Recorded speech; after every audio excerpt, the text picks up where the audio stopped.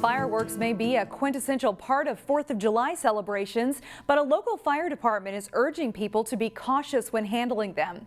According to the state fire marshal, more than 60 people were injured by fireworks last year.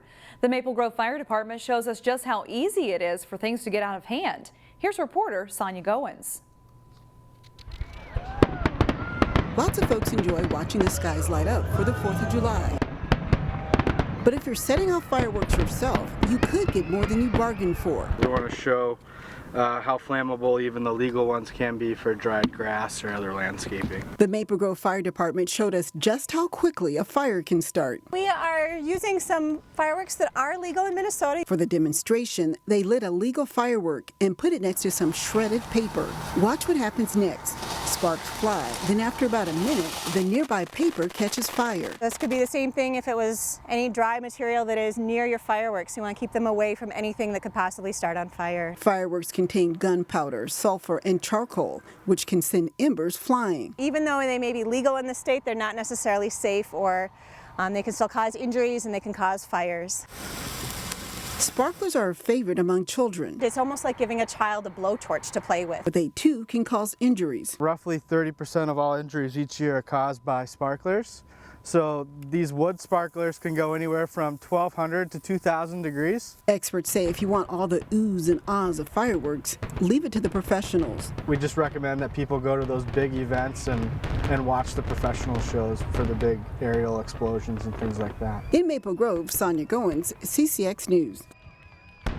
People flocked to Plymouth for one of the biggest community events of the year, Music in Plymouth. Representative Jenny Klevorn mingled with the crowd to pass out information about the hands-free law, which goes into effect August 1st. She passed out candy and stickers to remind people about the changes. Under the new law, it will be illegal to hold your phone in your hand while driving unless you're calling 911.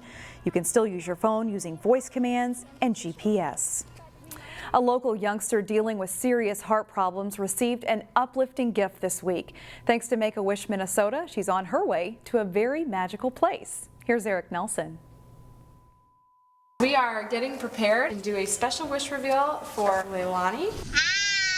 Tuesday was an eventful day for 3-year-old Leilani Davis of Plymouth. I don't think she has any idea that this party is waiting and in store for her today. The afternoon was chock full of fun surprises for the girl known as Lele, who has a congenital heart defect and is waiting for a transplant. She's been through a lot, I would say, but she's a fighter. Leilani got to ride the tram at French Regional Park and then learned that wishes can come true. Today, you wish to go and see all the princesses, and you're gonna get to go and see them all. Thanks to Make-A-Wish Minnesota, Lele and her family are going to Florida to visit the most magical place on earth. She cannot wait to meet Moana. She has talked about this a lot, and I think she's going to be very surprised when she finds out that her wish has been granted today. You wanna go to Disney World? Yeah.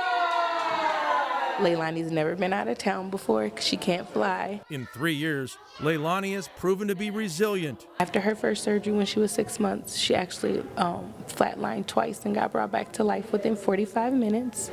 She has what her surgeon says it's a half of a heart. I want Papa with her. Despite her condition, Leilani has more energy than Excel. If you look at her, she has more spirit than anybody in the room. You're going to Disney. These Make-A-Wish gifts can have a powerful impact on kids and their families. It gives the opportunity to really focus on a positive thing of when families are going through really difficult times. It'll be our first time not having to worry about getting poked or pried or having to take all the different medications. Who do you think Donald and Daisy ride? Lele and her family leave for Disney World next week. But it means everything to me. I'm so grateful for a place like this. At French Regional Park, I'm Eric Nelson, CCX News. In this week's edition of What I Learned at Summer Camp, Delane Cleveland introduces us to a program that looks to groom the next generation of engineers. Does anyone know what a civil engineer is? In the middle of June, most schools are empty. Can someone tell me about our engineering design process? But here at Oakview Elementary, class is in full session, thanks to the Osseo School District's Camp Rocks. It's fun and it's really good learning experience. Whoopsies. Although this particular class is a little more high-tech than what you'd normally see here. So basically we teach the kids about 3D printing. We teach them how to go from a solid 3D model on the computer to actually holding that object in your hand. Jossie Zenner is a teacher with Engineering for Kids. Right. And her hope is that by introducing these students to engineering technology at a young age, All right, then let go. that it will spark an interest in the field. The world has a lot of problems that can be solved. We just need the engineers to do that. They're harder to break. Today's mission is to build a bridge using teamwork, toothpicks, and a specially designed piece that comes directly from a 3D printer. So we get to choose a part to 3D print onto it. And that's going to be the strongest part, where you put around the center of mass, I guess. The goal is to construct the bridge in a way so that it holds as much weight as possible. It survived everything. It may sound like a difficult task, but Zenner says anyone can do this, even without any prior engineering experience. Absolutely, yes. I think we break it down to the point where we start with what shapes are the strongest, what types of materials are strong, how can we attach things. We start at the very basic fundamentals, and then we kind of work our way up. By the end of the 4-day camp, the students not only know more about engineering, they're also introduced to a world of possibilities. I'm surprised every day by what they come up with and how creative they can be. I love the kids.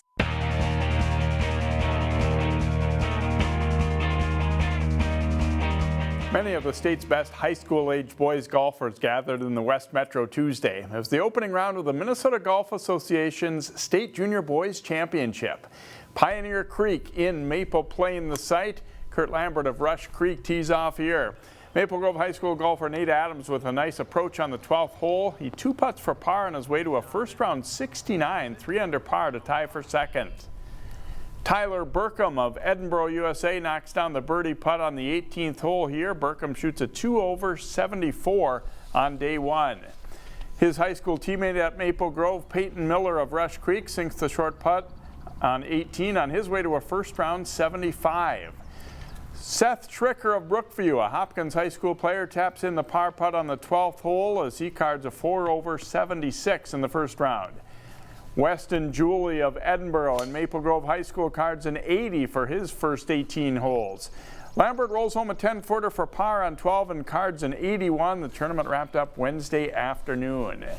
For the second week in a row, there's a new event on the PGA Tour, and it's here in Minnesota. John Jacobson talked with 3M Tournament Director Peter Mealy about the tourney at the TPC in Blaine.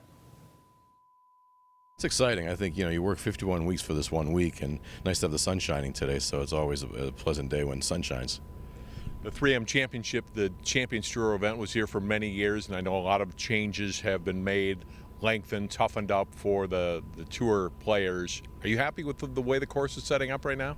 Yeah, this has been a great Champions event for well over 25 years, and I think taking the golf course to the next level to make it more challenging for the PGA Tour players, lengthening it out a lot, narrowing some fairways, redoing some bunkering.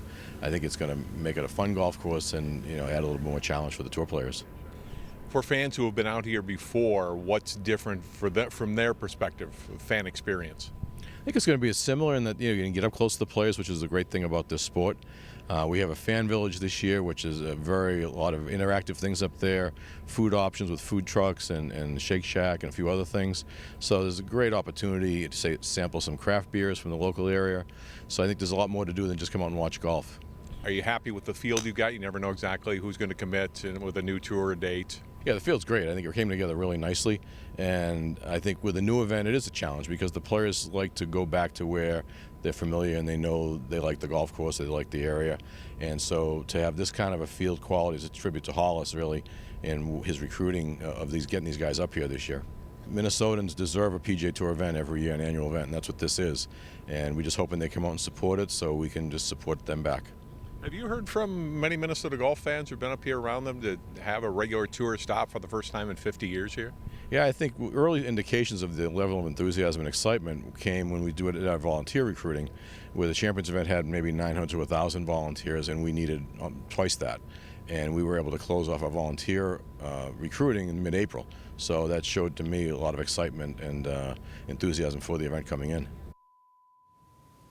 The $6.4 million 72-hole tournament begins Thursday. Tickets are available at 3mopen.com.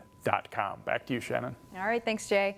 Talk about riding into the sunset on a high note. A recently retired faculty member at Wayzata High School has won a prestigious national award. Sue Iverson received the Warren E. Scholl Advisor of the Year Award from the National Student Council. She's the first student council advisor from Minnesota to win the award. The award is given to the student council advisor who demonstrates exemplary character, leadership, and commitment to young people.